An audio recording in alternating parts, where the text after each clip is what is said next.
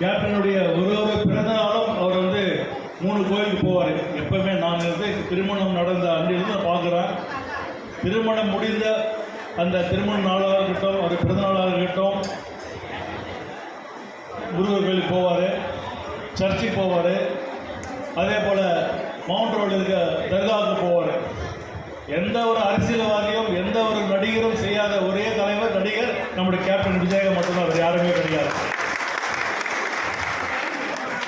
அதே போல ரசிக மன்ற காலத்தில் இருந்து கட்சி ஆரம்பிச்ச வரைக்கும் இஸ்லாமியருடைய இந்த ரம்ஜான் நோன்பை தொடர்ந்து செய்த ஒரே நடிகர் ரசிக மன்றம் கட்சினா அது தேசிய முற்போக்கு திராவிட கழகம், தமிழ்நாட்டு விஜயகாந்த் ரசிக மன்றம் தான்.